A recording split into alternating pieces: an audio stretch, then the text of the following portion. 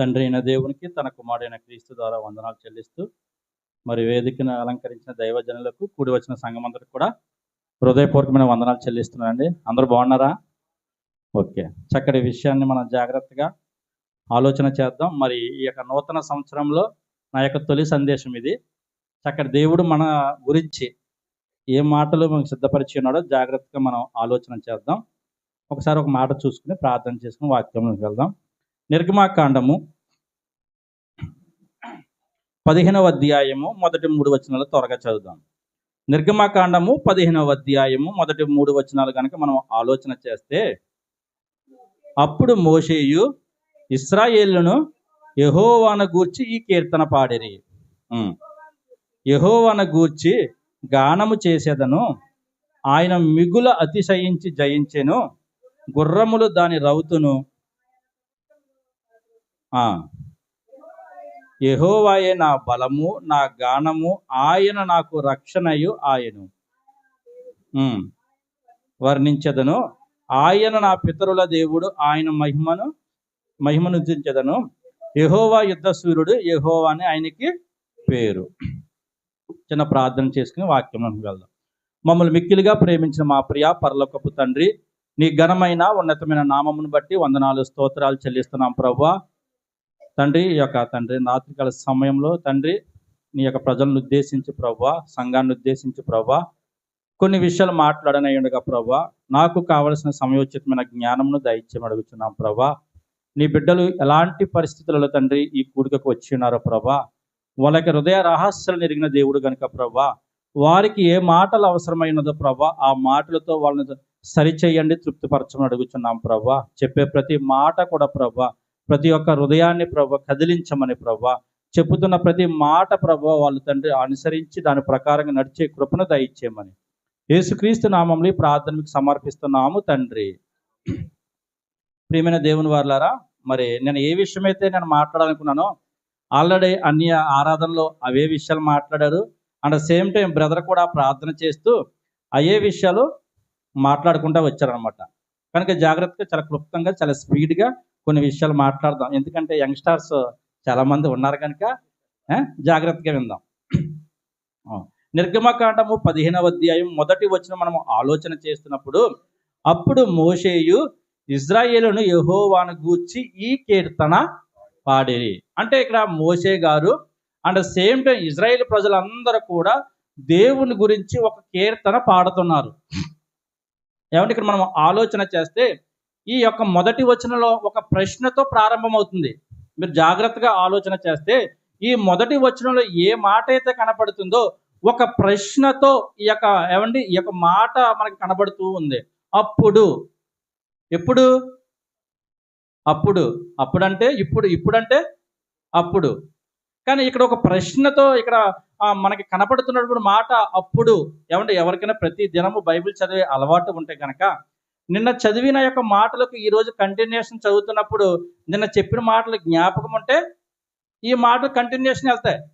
ఇప్పుడు ఇక్కడ మోషే గారి మన మోషే గారు రాస్తున్నటువంటి మాటలు మనం జాగ్రత్తగా ఆలోచన చేస్తే అప్పుడు అంటే ఎప్పుడు అనే విషయం మనకు అర్థం కావాలంటే దానికన్నా ముందు వచనాలు అంటే 14వ అధ్యాయంలో ఉన్నటువంటి ఆ 31 వచనాల్లో సారం కనుక మనకు తెలిస్తే ఆ సందర్భాన్ని బట్టి ఇజ్రాయేలు ప్రజలు మోషే గారు వీళ్ళందరూ కలిసి దేవునిని స్తుతిస్తూ ఆరాధిస్తూ కీర్తనలు పాడుతున్నారనమాట. అంటే ఆ కీర్తనలు ఎందుకు పాడుతున్నారు, ఆ సంతోషం ఎందుకు వేసింది అంటే దానికి ముందు జరిగినటువంటి సందర్భం కనుక మనకి బాగా కనుక అర్థమైతే వీళ్ళ యొక్క సంతోషం ఏంటి, వీళ్ళ యొక్క ఆనందం ఏంటో మనకు అర్థమవుతుంది. వీళ్ళు ఎలాంటి పరిస్థితుల్లో మనకు ఉన్నారంటే ఒకసారి 14వ అధ్యాయం చూడండి. ఒకసారి 14వ అధ్యాయము 10వ వచనం చూద్దాం. ఎందుకంటే మొత్తం అంతా చదివితే మనకు అర్థమవుతుంది కాబట్టి. ఫరో సమీపించుచుండగా ఇజ్రాయేలు కన్నులెత్తి ఐగుప్తీయులు తమ వెనక వచ్చుట చూచి మిక్కిలి భయపడి అనే మాటను కనుక మీరు రోజు అండర్లైన్ చేయండి ఖచ్చితంగా. మిక్కిలి భయపడిరి. ఎవరు భయపడ్డారంటే ఆ ఇజ్రాయేలు ప్రజలందరూ కూడా ఒక భయోందాలనతో అక్కడ ఉన్నారన్నమాట. అది ఎలాంటి భయము, దాని యొక్క లోతు వెడల్పు ఎత్తు చెబుతూ మిక్కిలి అంటే చాలా భయభ్రాంతులకు గురైనటువంటి ఆ పరిస్థితులలో మోషే గారు కానీ ఇజ్రాయేల్ ప్రజలందరూ కానీ వాళ్ళ యొక్క పరిస్థితి చాలా దారుణంగా ఉంది కాబట్టి వాళ్ళు ఏం చెయ్యాలో తెలియనట్టు పరిస్థితులలో న్యూట్రల్ అయిపోయి వాళ్ళందరిలో ఏం కలిగిందంటే ఒక భయంకరమైనటువంటి భయం వాళ్ళని వెంటాడుతుంది. నేను ఇప్పుడు సంఘంతో నేను మాట్లాడుతున్నాను. ఏమండి, ఇదే సందర్భాన్ని ఒక్కసారి మనకి అప్లై చేసుకుంటే గనక ఇక్కడికి వచ్చినటువంటి మనలో ఏమైనా భయం ఉందా? ఈరోజు ఏ ఒక్క వ్యక్తిని మనం పలకరించినా ప్రతి ఒక్క వ్యక్తి కూడా భయాందోళనల మధ్యనే తన జీవితాన్ని సాగిస్తున్నాడు. ఏ వ్యక్తిని చూడండి, ఏ వ్యక్తిని మనం కదిలించినా ఆ వ్యక్తి ఏదో ఒక భయం చేతనే తన జీవితాన్ని కొనసాగించుకుంటూ వెళ్తున్నారు. నాకు భయం లేదంటకి ఎవరిలో లేదు. ఎవరిలో కదిపినా కానీ, ఎవరిని టచ్ చేసినా కానీ వారిలో ఏదో ఒక భయం వెంటాడుతూనే ఈ రోజు ఇక్కడికి వచ్చినటువంటి ఎవరైనా కానీ, లేకపోతే ఈ శబ్ద యంత్రం ద్వారా ఎవరైతే ఈ మాటలు వింటున్నారో కానీ, నీవు ఏ భయం చేత ఈరోజు ఈ మాటలు వింటున్నావో నీకు ఒక గుడ్ న్యూస్ దేవుడు ఈరోజు నీకు అందించబోతున్నాడు. నీవు ఏ భయం చేత అయితే నువ్వు భయపడుతున్నావో ఆ భయం నిన్ను విడిచిపోవాలి అని అంటే దేవుడు కానీ అక్కడ ఇజ్రాయేల్ ప్రజలు కానీ ఒక చక్కటి సమస్య, ఏ సమస్య అయితే వాళ్ళకు వచ్చిందో ఆ సమస్యకు ఒక చక్కటి పరిష్కారాన్ని దేవుడు చూపిస్తున్నాడు. ఈ రోజు ఇక్కడికి వచ్చినటువంటి నీవు కూడా నీ జీవితంలో, నీ కుటుంబంలో దేనిని బట్టి నువ్వు భయపడుతున్నావు? బిడ్డలను బట్టి భయపడుతున్నావా? భర్తను బట్టి భయపడుతున్నావా? లేదా భార్యను బట్టి భయపడుతున్నావా? లేకపోతే అనారోగ్య సమస్యను బట్టి భయపడుతున్నావా? నీలో ఏ భయం అయితే నిన్ను వెంటాడుతుందో ఆ భయం నుంచి నీవు విడుదల పొందాలి అని అంటే నీకు ఏ సమస్యతే నువ్వు భయపడిపోతున్నావో ఆ సమస్యకి దేవుడు ఒక చక్కటి పరిష్కారాన్ని దేవుడు ఈరోజు చూపిస్తున్నాడు. ఇక్కడ ఇజ్రాయేల్ ప్రజల యొక్క పరిస్థితిని మనం ఆలోచన చేస్తే ఆ ఐగుప్తు బానిసత్వంలో నుంచి బయటికి వచ్చినటువంటి తరువాత వాళ్ళు ముందుకు వెళుతున్నటువంటి క్రమంలో ఓ పక్కన ఎవరు తవ్వుకుంటూ వస్తున్నారు? ఫరో సైన్యం తవ్వుకుంటూ వస్తుంది. ముందుకు వెళ్తే ఏముంది? ముందేమో సముద్రం ఉంది, ఈ వెనకాలేమో ఎవరున్నారంటే ఫరో సైన్యం తవ్వుకుంటూ వస్తుందన్నమాట. అంటే ఫరో సైన్యం చంపడానికి ముందుకు వెళ్ళినా చనిపోతారు, వెనక్కి కూడా శత్రువులు చంపడానికి వస్తున్నారు. ఇప్పుడు ఎటు తోచనటువంటి స్థితిలో, ఏమి చెయ్యాలనేటువంటి స్థితిలో వాళ్ళకి అందరికి ఏం కలిగింది అని అంటే వారిలో మిక్కిలి భయాందోళనతో గురవుతారు. ఒకవేళ నీవు కూడా ఇలాంటి పరిస్థితులలో ఉన్నావేమో ఒక్కసారి ఆలోచించు సంగమా.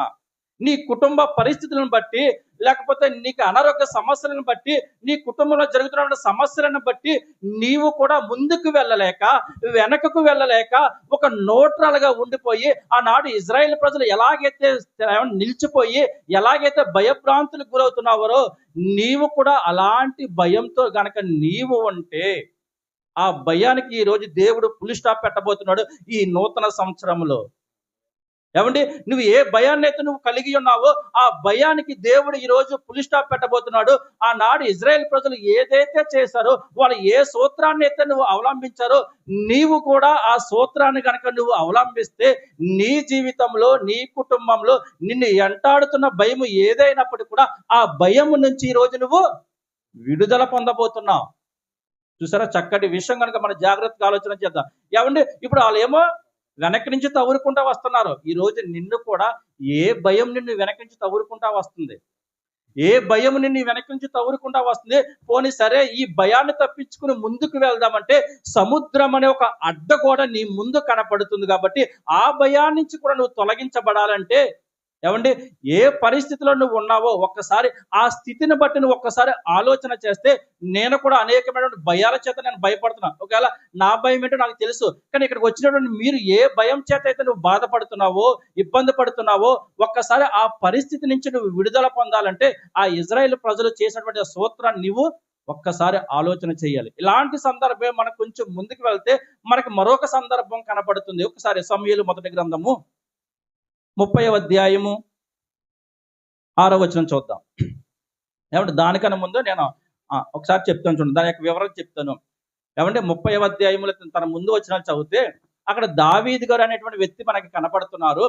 దావీదు గారి యొక్క పరిస్థితి కూడా ఎలా ఉందంటే, ఇప్పుడు మనం ఏ సందర్భాన్ని అయితే చూసామో అదే సందర్భంలో దావీదు గారి యొక్క పరిస్థితి కూడా ఉంది. వెనక నుంచి ఎవరు తవ్వుకుంటూ వస్తున్నారో చంపుదామనంటే సౌలు అనేటువంటి వారు, వాళ్ళ సైన్యం కూడా దావీదు గారు ఎక్కడ దొరుకుతారా చంపేద్దాం అనేటువంటి ఆలోచనతో ఉన్నప్పుడు దావీదు గారి పక్షాన 600 మంది ఏమండి దావీదు గారి పక్షాన నుండి దావీదు గారికి సపోర్ట్ చేస్తూ తనవారుగా ఉన్నారు. ఎంతమంది? 600 మంది.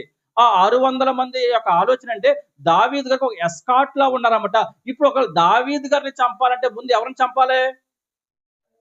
ఆ 600 మందిని చంపాలన్నమాట. ఎప్పుడైతే ఆ 600 మందిని చంపితే దావీదు గారిని టచ్ అంతగా ఏమండి ఆ 600 మంది దావీదు గారికి అంత సపోర్ట్ గా ఉన్నారు. ఎప్పుడైతే అంత సపోర్ట్ గా ఉన్నారో ఏమండి ఏం జరిగిందో తెలిసిన సందర్భం, అమాలేకీయులు అనేటువంటి వారు వచ్చి ఆ 600 మంది యొక్క భార్యలను బిడ్డలను ఆఖరికి దావీదు గారి యొక్క భార్యను పిల్లలను కూడా తీసుకెళ్ళిపోయారు అనమాట. ఎప్పుడైతే ఎవరైతే తనవారుగా ఉండి ఇప్పటి వరకు దావీదు గారు ప్రాణాలు కాపాడడానికి సిద్ధంగా ఎస్కాట్ గా ఉన్నారో, ఇప్పుడు ఆ 600 మంది ఏం చేస్తున్నారో తెలుసా? ఇప్పుడు ఏం చేస్తున్నారో చూడండి. ఇప్పుడు 6వ వచనం ఏమంటే మనం ఇందాక చూసిన మాట ఏంటి? అక్కడ మిక్కిలి భయపడేను. ఇప్పుడు దావీదు గారి పరిస్థితిని కూడా మనం ఆలోచన చేస్తే మిక్కిలి దుఃఖపడను. ఎందుకయ్యా నీకు దుఃఖం?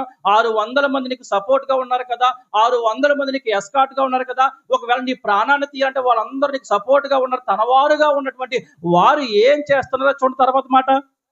మరియు తమ తమ కుమారులను బట్టి కుమార్తెలను బట్టి జనులకందరికి ప్రాణము విసిగినందున రాళ్ళు రువి దావీదును చంపుదము రండి అని వారు చూసారా? ఎవరైతే తనవారుగా ఉండి ఏమండి దావీదు గారి ప్రాణాన్ని కాపాడదాకా ఎవరైతే ఉన్నారో ఇప్పుడు ఈ 600 మంది ఏం చేశారు తెలుసా? రాళ్ళు రువి దావీదును చంపేద్దామనేటువంటి ప్రణాళికలు సిద్ధపరుస్తున్నప్పుడు ఆ ఇజ్రాయేల్ ప్రజలు ఎలా పరిస్థితి ఎలా ఉందో ఇక్కడ దావీదు గారి పరిస్థితి కూడా అలాగే ఉంది. అక్కడ ఏమైంది? అక్కడ సందర్భం ఏంటంటే మిక్కిలి భయపడినటువంటి మాట అక్కడ కనపడుతుంది. ఇక్కడ మిక్కిలి ఏమంటే ఒక మాట చెప్పమంటారా?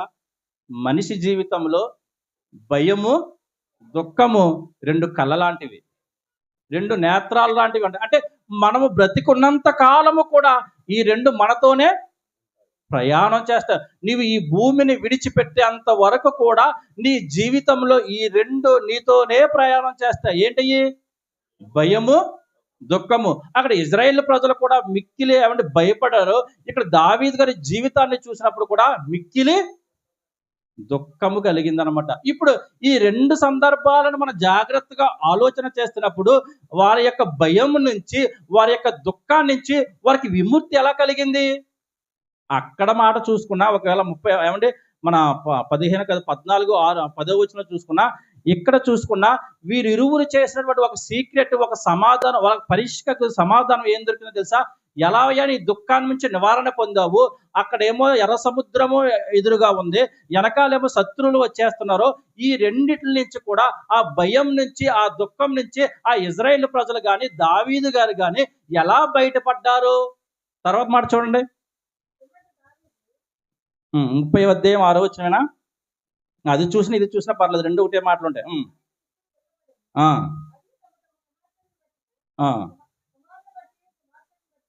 కొద్దిగా ముందుకు చదివామ, టైం లేదు కాబట్టి. దావీదును చంపుదామని రెండని వారు చెప్పుకొనగా దావీదు తమ దేవుడైన యెహోవాను బట్టి చూసారా? ఇక్కడ భయంకరమైనటువంటి పరిస్థితిలో ఉన్నటువంటి దావీదు గారికి ధైర్యం ఎలా వచ్చింది అనంటే దేవుణ్ణి బట్టి వచ్చింది. అక్కడ కూడా మనం ఆలోచన చేస్తే అక్కడ ఎర్ర సముద్రం అడ్డుగా ఉంది, వెనకాలేమో ఫరో సైన్యం కూడా ఎదురుగా ఏమంటే చంపడానికి వస్తున్నప్పుడు వాళ్ళందరూ కూడా ఏం చేశారు? దేవుణ్ణి బట్టి దేవునికి ప్రార్థన చేయడం వల్ల ఆ సమస్య నుంచి వాళ్ళు బయటపడ్డారు. కాబట్టి ఆ 15వ అధ్యాయంలో వాళ్ళ సంతోషము కీర్తనలో పాడిరి. ఇక్కడ దావీదు గారి జీవితాన్ని కూడా చూస్తుంటే తనవారే ఏమైపోయారంటే తనవారే తన ప్రాణాన్ని కాపాడతారనుకుంటే వారే రాళ్ళు రువి చంపేద్దామనుకోండి. మిక్కిలి దుఃఖం కలిగినప్పుడు ఆ భయం నుంచి ఆ దుఃఖం నుంచి వాళ్ళకి నివారణ పొందడానికి వాళ్ళు అనుసరించినటువంటి ఆ తీరేంటి? దేవునిని ఆశ్రయించారు కాబట్టి, దేవుని వైపు చూశారు కాబట్టి వాళ్ళ యొక్క భయం నుంచి వాళ్ళ దుఃఖాన్ని నుంచి వాళ్ళకి విముక్తి కలిగింది. ఈ రోజు మరి ఇక్కడికి వచ్చినటువంటి నీవు ఏ భయం చేత ఇక్కడ కూర్చున్నా, ఏ దుఃఖం చేత నువ్వు కూర్చున్నా, ఒకవేళ పైకి మనుషులుగా మన సంతోషంగానే కనపడచ్చు, కానీ ఏ ఒక్క వ్యక్తిని టచ్ చేసినా, ఏ ఒక్క వ్యక్తితో పర్సనల్గా మాట్లాడినా, ఎవరి కుటుంబాల్లో కానీ ఎవరి వ్యక్తిగత జీవితాల్లో కానీ ప్రతి ఒక్కరము కూడా ఒక భయంతోనూ ఒక దుఃఖంతోనూ ప్రతి ఒక్కరు నలిగిపోతున్నటువంటి కుటుంబాలు ఎన్నో ఉంటున్నటువంటి సందర్భంలో ఆ సందర్భాలు ఒక సందర్భం ఏమంటే ఆ ఇజ్రాయేల్ ప్రజల సందర్భాన్ని చూసినా, ఇక్కడ దావీదు గారి సందర్భాన్ని చూసినా, వీళ్ళిద్దరు నేర్పిస్తున్నది ఒకే ఒక మాట ఏంటంటే దేవుని వైపు చూడండి. ఈరోజు నువ్వు కూడా ఎంతో మంది నీకున్నటువంటి సమస్యను బట్టి, నీకున్నటువంటి భయాన్ని బట్టి, నీకున్నటువంటి దుఃఖాన్ని బట్టి ఎంతో మందిని నువ్వు ఆశ్రయించావేమో, ఎంతో మందిని నువ్వు నమ్ముకున్నావేమో.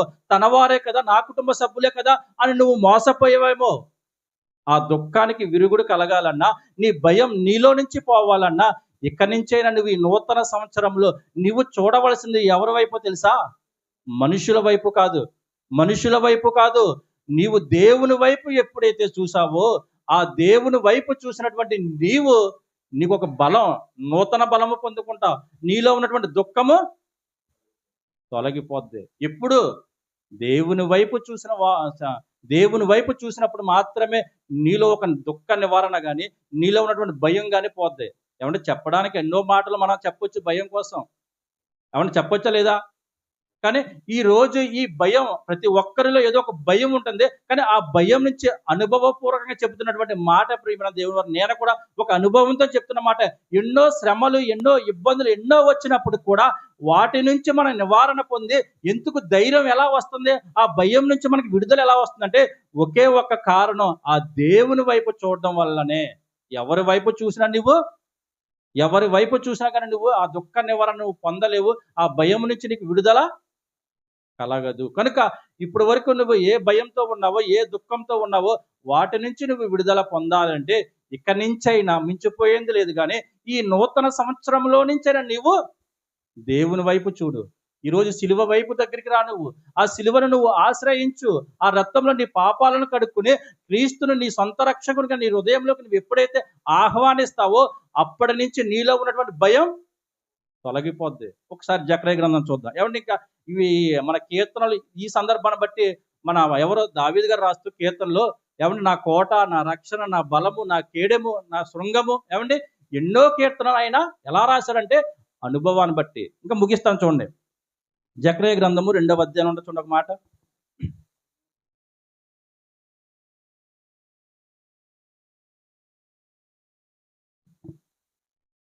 10వ వచనం చూద్దాం. సియోను నివాసులారా,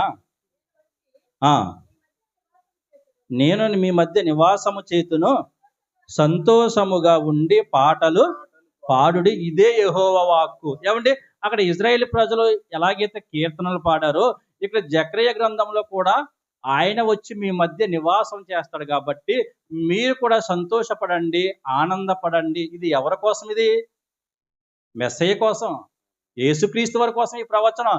ఆయన ఎప్పుడైతే ఈ భూమి మీదకి వచ్చాడో, ఆ భూమి మీదకు రావడం వల్ల మనందరికి కలిగింది ఏంటది? సంతోషం, సందరం, ఏమంటే ఆనందం. ఇప్పుడు ఆయన భూమి మీదకి రావడం వల్ల చూసారా, అక్కడ ఎలాగైతే ఇజ్రాయేల్ ప్రజలు దేవుని వైపు చూసినప్పుడు వాళ్ళు ఎలాగైతే ఆనందపడ్డారో, ఈ రోజు కూడా నీలో నాలో ఉన్నటువంటి ఆ భయం నుంచి మనం పోవాలి అంటే ఇదిగో యేసుక్రీస్తు వారు ఈ భూమి మీదకి రావడం వల్ల నీకు నాకు కలిగింది ఏంటో తెలుసా? సంతోషము. అందుకే మన పౌలు గారు ఏం చెప్తారు? ఆనందించుడి. మరలా చెప్తున్నాను, ప్రభువుని బట్టి మీరు అందరూ కూడా ఆనందించే వారుగా ఉండాలి. కనుక ఆ యేసుక్రీస్తు వారు ఈ లోకానికి వచ్చినప్పుడు ఏమండి, ఆ మొట్టమొదటిగా రక్షణ సువార్త ఎవరి దగ్గరికి వచ్చింది? గొల్లల దగ్గరికి కదా. ఇప్పుడు గొల్లల యొక్క పరిస్థితిని చూస్తే ఈ సందర్భాన్ని చెప్పి ముగిస్తాను చూడండి. ఏమంటే గొల్లల దగ్గరికి వచ్చింది. గొల్లల యొక్క పరిస్థితి ఏంటి? వాళ్ళు ఎప్పుడు కాస్తున్నారు గొర్రెల్ని? రాత్రి వేళ. ఏమండి రాత్రి వేళ తమ మందను కాస్తున్నారు. ఏమండి ఇప్పుడు మనం అందరం ఉన్నాం, పగలంతా డ్యూటీ చేస్తాం, నైట్ ఏం చేస్తాం? మనం రెస్ట్ తీసుకుంటాం. లేదా నైట్ డ్యూటీ చేస్తే పగలో. కానీ గొర్రెల కాపరుల యొక్క పరిస్థితి చూడండి, పగలో కాస్తున్నారు. అంటే ఆనాటి కాలంలో గొర్రెల కాపరు యొక్క పరిస్థితి ఏంటంటే చాలా భయంకరంగా వెలివేయబడిన వారుగా, తక్కువ వారుగా, ఏమండి ఏమండి సమాజంలో బాగా ఇంకా లేనివారుగా ఆ నాటి కాలంలో వాళ్ళందరినీ చిత్రీకరించారన్నమాట. అలాంటి సందర్భంలో దేవుని దూత వాడి దగ్గరికి వచ్చి ఏం చెప్పింది? మీరు దానికన్నా ముందు ఒకసారి చూద్దామా 2వ అధ్యాయం 10వ వచనం. ఇంకా నెల రోజులు కూడా అవ్వలేదు మనకు. ఏమండి? లోకాసు వార్త ఆ, ఆ, చూసారా? ఇక్కడ కూడా ఏంటి? అక్కడ మిక్కిలి భయపడ్డారో, అక్కడ మిక్కిలి దుఃఖమే, ఇక్కడ కూడా మిక్కిలి భయపడ్డారన్నమాట. ఎందుకు భయము? వాళ్ళు ఉన్నటువంటి పరిస్థితులను బట్టి, స్థితిగతులను బట్టి వారు కూడా ఎంతో భయపడిపోతున్న తరుణములో ఆ రక్షకుడు పుట్టిన తర్వాత పరలోకం నుంచి దేవదూత భూమి మీద తీసుకొచ్చి వాళ్ళందరికీ చెప్పిన మాట ఏంటి? భయపడవద్దు. మీరు ఎందుకు భయపడుతున్నారు? మీరు భయపడవలసిన అవసరమే ఎందుకు? ప్రజలందరికీ కలుగబోవు మహా సంతోషకరమైన సువార్తమానం. అంటే ఈరోజు కుటుంబాలలో ఏమంటే వాళ్ళకి మంచి జరుగుతున్నా కానీ భయపడుతున్నారు. ఈరోజు చాలా మంది కుటుంబాల్లో కూడా చూడండి ఒకసారి, కుటుంబాల్లో మంచి జరిగినా భయమే. కొన్ని బాధ కలుగుతున్నప్పుడు భయపడినా పర్లేదు, కానీ కొన్ని సందర్భాలలో మంచి జరిగింది, అమ్మో మంచి జరుగుతుంటే దీని వెనక లేదో అన్నట్టుగా మంచి జరిగినా భయమే. ఏది జరిగినా ఈరోజు భయభ్రాంతులకు గురైపోయినటువంటి పరిస్థితులలో ఈరోజు ఆ గొర్రెల కాపరి స్థితిలో నీవు ఉన్నావేమో, ఆ ఇజ్రాయేల్ ప్రజల స్థితిలో మనం ఉన్నామేమో. నిన్ను ఏ భయం వెంటాడుతుంది, ఏ దుఃఖం నిన్ను వెంటాడుతుందో ఒక్కసారి వాటి నుంచి నువ్వు విడుదల పొందాలి అనంటే ఆ క్రీస్తుని, వాళ్ళ పాత నిబంధనలో వాళ్ళందరూ దేవుని వైపు చూశారు కాబట్టి వాళ్ళకి ఒక దుఃఖ నివారణ, భయం నుంచి వాళ్ళకి విడుదల కలిగింది. ఈ నూతన నిబంధనలో నీవు క్రీస్తుని నీ హృదయంలో ఆహ్వానించడం వల్ల, నీ హృదయం అనే తలుపు నొద్ద ఉండి తలుపు తట్టుచున్నాడు, ఆ క్రీస్తుని నీ హృదయంలోకి ఆహ్వానించడం ద్వారా నీకు ఏం కలుగుతుంది అంటే నీ జీవితంలో ఆనందం, సంతోషం కలుగుతుంది. కానీ ఈరోజు మనం ఆయన్ని బయట పెట్టేసి నువ్వు సంతోషపడుతున్నావంటే ఆ సంతోషం, అందుకే భక్తులు రాశారు, మన ఓసాన్ గారు రాశారు కదా పాట, ఏదండి? నీ కృప తలంచగానే నా శ్రమ శ్రమలుగా అనిపించలేదంట.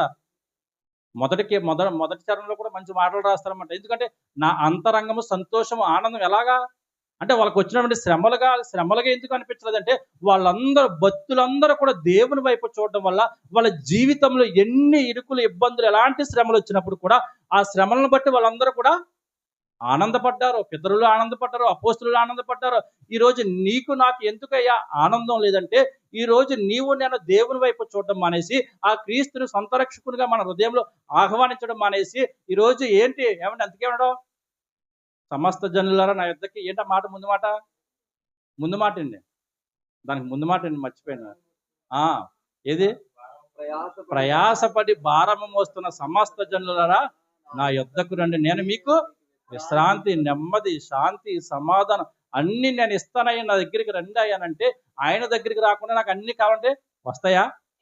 నీ జీవితంలో ఎప్పటికి కూడా నువ్వు కలిగి ఉండలేవు. వాటిని నువ్వు పొందుకోవాలి అనంటే క్రీస్తుని నువ్వు ఆహ్వానించు. ఏమంటే మొన్న అవన్నీ కూడా క్రిస్మస్కి ముందు మీటింగ్కి వెళ్తే ఏమైందండి? బండి యాక్సిడెంట్ అవ్వడం కాదు, బండి 2 ముక్కలు అయిపోయింది. అవునా కదా? ఇప్పుడు బండి 2 ముక్కలు అయిపోయి ఇరువురు కూడా ఏమంటే కొంత దూరం పింటి మొక్కలు వేసుకుంటూ వెళ్ళిపోతే వెళ్ళిపోయి గంటన్నర ప్రసంగం ఎలా చెప్పేశాడు? దేవుని వైపు చూడడం వల్ల నూతన బలాన్ని పొందుకుంటా, శక్తిని పొందుకుంటా, ధైర్యాన్ని పొందుకుంటా. ఎలా వచ్చేసింది? నీ జీవితంలో, నా జీవితంలో కూడా ఇలాంటి పరిస్థితులు వచ్చినప్పుడు కూడా, ఎలాంటి శ్రమలు వచ్చినప్పుడు కూడా ఆ శ్రమలు నీకు శ్రమలుగా అనిపించకుండా నువ్వు వెళ్ళిపోయి ఎంతగా చెప్పగలుగుతున్నావంటే ఎలా వస్తుంది నీకు ధైర్యం? ఎలా వస్తుంది నీకు ఈ బలం? ఏమంటే ఆ ఇజ్రాయేల్ ప్రజలు కూడా భయంకరమైనటువంటి స్థితిలో ఉన్నప్పుడు వాళ్ళని ఎలాగైతే బయటికి పడేసాడో దేవుడు, ఈ రోజు అనేకమైనటువంటి సందర్భాలు నీ కుటుంబంలో, నా కుటుంబంలో కూడా జరుగుతున్నప్పుడు మనకి ఎలా వస్తుందయ్యా బలం అంటే ఆ దేవుని వైపు చూడడం వల్ల ఈరోజు వస్తుంది. ఈరోజు కుటుంబాల్లో కూడా ఎన్నో వస్తున్నాయి అనారోగ్య సమస్యలు. అవన్నీ వచ్చినప్పుడు కూడా మనం ఎంత ధైర్యంగా ఎలా ఉండగలుగుతున్నామంటే ఒకే ఒక సూత్రం, ఒకే ఒక సీక్రెట్ ఏంటి? దేవుని వైపు చూడడం, దేవుని మీద ఆనుకునడం, దేవునిని వెంబడించడం వల్ల నీవు ఎన్నైనా పొందుకుంటా. నీకు అవన్నీ శ్రమలుగా అనిపించవు, దాన్ని బట్టి నీవు ఆనందపడతావు. కాబట్టి ఇప్పటికైనా మించిపోయింది లేదు, కానీ దేవుని వైపు నువ్వు ఎప్పుడైతే ఆశ్రయిస్తావో, దేవుని వైపు నువ్వు ఎప్పుడైతే చూస్తావో, నువ్వు ఎప్పుడైతే దేవుని మీద నువ్వు ఆనుకుంటావో నీకు ఒక రక్షణగా, ఒక కొండగా, ఒక కోటగా దేవుడు నీ జీవితాల్లో ఉండి కార్యం చేస్తాడు. కానీ ఈరోజు నువ్వు ఇంకా భయపడుతున్నావు. దేనికోసం? ఈ మాట చెప్తాను చూడండి. ఇంకా భయపడుతున్నావు దేనికోసం? ఆ క్రీస్తుని నీ హృదయంలోకి ఆహ్వానించడానికి ఈరోజు మన వాళ్ళు చాలా మంది కూడా ముసలోళ్ళు అయిపోయినా కానీ భయం. ఎందుకు భయం? ఏమంటే ఒకసారి ఆలోచన చేయండి. కుర్రాలంటే పాపం చేసే అవకాశం ఉంది, మనకి ఆగొచ్చు. ఇప్పుడు మనం చచ్చిపోయే స్థితిలోకి వచ్చినా కానీ ఆ క్రీస్తును మన హృదయంలోకి ఆహ్వానించలేకపోతున్నావు. దాన్ని బట్టి కూడా నువ్వు ఎందుకు భయపడుతున్నావు? దీనికోసం నువ్వు భయపడుతున్నావు అంటే ఇంకా భయంకరమైనటువంటి భయం నిన్ను, ఆ భయం నుంచి నువ్వు తొలగాలంటే ప్రతి ఒక్కరము కూడా క్రీస్తును మన హృదయంలోనే చేర్చుకోవాలి. దేవుని చిత్తం అయితే రేపొద్దున ఇదే విషయాన్ని మన సంఘంలో మాట్లాడడానికి ఇష్టపడుతున్నా. ఎందుకు నువ్వు బాప్తీసం తీసుకోలేకపోతున్నా? ఎందుకు నువ్వు భయపడుతున్నా? దేనిని బట్టి నువ్వు భయపడుతున్నా?